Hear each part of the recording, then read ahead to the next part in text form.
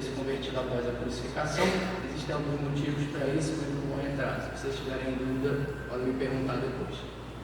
E Marcos, que ele teria colocado como João Marcos, né? Conviveu diretamente com Paulo e Barnabé, e ele tinha bastante conhecimento da história de Cristo, já que ele escreveu o Evangelho. A gente fala aqui que também Lucas provavelmente teria andado com Maria, mãe de Jesus, porque ele tem um detalhamento ali na história do nascimento, que é bastante usado como fonte, né, para nossas peças, nossos teatros e da igreja. O outro critério é o reconhecimento pela comunidade da igreja primitiva. Todos esses livros eram lidos e compartilhados de forma regular. Eles eram todos na forma de cartas que as pessoas copiavam e se trocavam entre si. E é por causa disso que a gente tem hoje um grande número desses manuscritos, porque naquela época não tinha Ctrl+C, Ctrl+V, você tinha que copiar o negócio, você tinha agora duas coisas que têm a mesma coisa escrita nelas, você troca ela entre as pessoas. Quando as pessoas trocam entre si, elas têm que escrever de novo. Agora você tem 4 coisas que o negócio ele cresce exponencialmente nesse aspecto, né? Aqui, em relação ao Novo Testamento, a gente não tem problema nenhum com nossos irmãos católicos, que eles aceitam, compreendem que são os mesmos livros que nós, né? Então não vamos nem entrar nesse ponto aí. E a gente tem 1 mais 1 igual a 2, consistência com o ensino apostólico. Todos esses livros apresentam ensinos plenamente consistentes com as palavras de Jesus e dos demais apóstolos. A gente tem um desenvolvimento aí da doutrina, que a gente lê bastante nas cartas de Paulo, mas a gente vê como Pedro, como João corroboram a doutrina que Paulo está colocando. A gente tem doutrinas que são estabelecidas em Paulo em relação à liturgia, em relação à ceia do Senhor, em relação ao batismo. Então tem várias coisas que a gente pode ter que derivam dessas cartas, mas derivam daí justamente porque o centro desse ensino apostólico ele já era pregado e foi aquilo que Jesus ensinou. E aí aqui, para a gente fechar, quero falar desses 6 E's aqui. Se você não ouviu tudo isso até agora e não entendeu nada, pelo menos você consiga lembrar disso aqui. Os 6 E's eles estão em inglês, e eu peguei de um vídeo que eu assisti também. Eu achei esse aqui muito bacana, porque ele é bem mnemônico, assim, né? Eu traduzi aqui para vocês, para não ter problema nenhum. 6 E's são Early Testimony, o testemunho recente. O que é Early Testimony? Os autores dos livros, eles todos viveram na mesma época.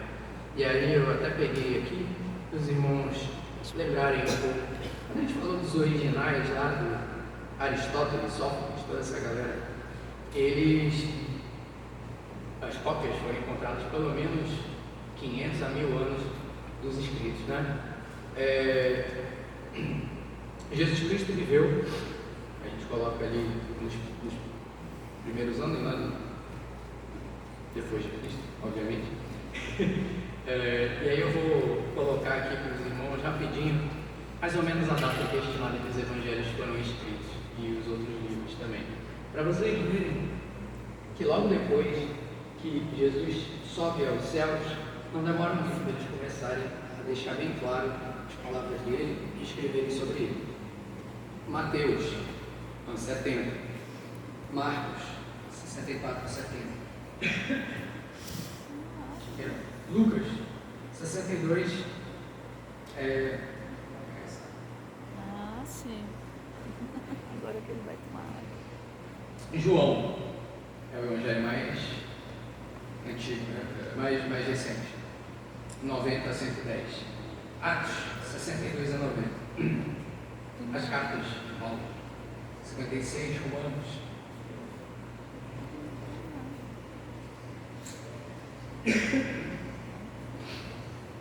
Enfim, não vou colocar muito aqui, mas a gente vai entender todos os livros, eles estão entre 40 e 100 depois de Cristo. Nenhum desses livros levou mais do que 100 anos para ser escrito depois da morte de Jesus e da ressurreição. Terminar aqui de falar sobre os E's, a gente tem um testemunho deles Testemunhas oculares, os 12 apóstolos foram testemunhas oculares de Jesus Cristo. Testemunho constrangedor. Eles colocam nos evangelhos coisas que eles não precisariam. As mulheres chegaram primeiro, se for. Pedro duvidou. Pedro negou Jesus. Por que eu escreveria isso? Será que eu tenho uma história bacana sobre mim mesmo? Será que eu contar uma mentira sobre Jesus Cristo ter nascido, ter vivido, feito milagres e ressurreto? Por que eu ia escrever isso aqui? Por que eu ia escrever que eu duvidei? Não faz sentido. Testemunhos cruciantes.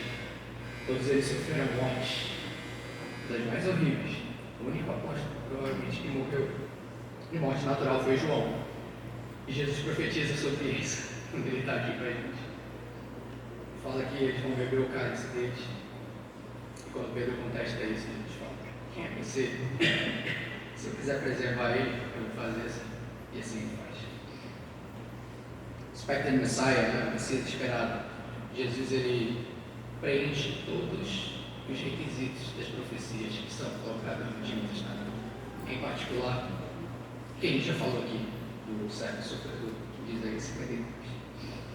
Por último, gosto da Bíblia. A gente tem, fora da Bíblia, pelo menos 10 fontes antigas que atestam sobre a vida de Jesus Cristo. Nenhuma delas fala que eles creem em milagres, que eles creem, se não me engano, Tibério. Inclusive fala sobre o momento da crucificação. E ele diz que a terra escurece, mas ele fala que isso aconteceu por causa do eclipse do sol. Só que ele está dizendo lá que a terra escureceu. Então ele confirma o relato. Para quem acompanha esses casos policiais, sabe que esse tipo de informação é usado para corroborar o testemunho.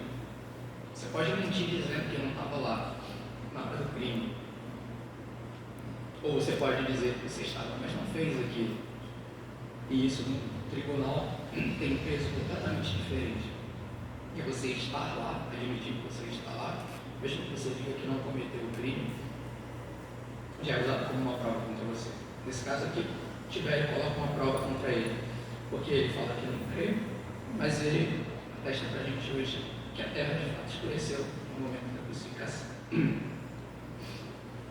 Além disso, sobre fontes extra-bíblicas, a gente tem a questão de que alguns imperadores romanos, eles têm menos fontes falando sobre a sua existência, sendo líderes do maior império da face da terra no momento, do que Jesus Cristo teve como pessoa, um carpinteiro judeu da Palestina, ali naquela região, que falou uma mensagem sobre salvação, sobre remissão dos pecados. Então, em termos históricos, a gente pode colocar que Jesus era muito maior do que todos esses imperadores. Em termos espirituais, a gente pode agora atestar com firmeza aquilo que está escrito na palavra de Deus, que acredito que os irmãos agora podem confirmar junto comigo aquilo que eu cheguei à conclusão também, fazendo toda essa pesquisa aqui, de que a palavra de Deus é verdadeira. E a palavra de Deus fala que Jesus Cristo é Deus, que Jesus Cristo veio aqui, pagou pelos nossos pecados, ressuscitou, e virá novamente para levar a sua igreja. E agora os irmãos podem crer nessa palavra, não só espiritualmente, mas acredito também intelectualmente. Né? Os irmãos possam então fazer bom uso dessas verdades, desse conhecimento. E já vou me encerrar por aqui, senão não vou mais conseguir falar. Mas eu agradeço pelo tempo de vocês e que a gente possa ter um culto abençoado. Amém.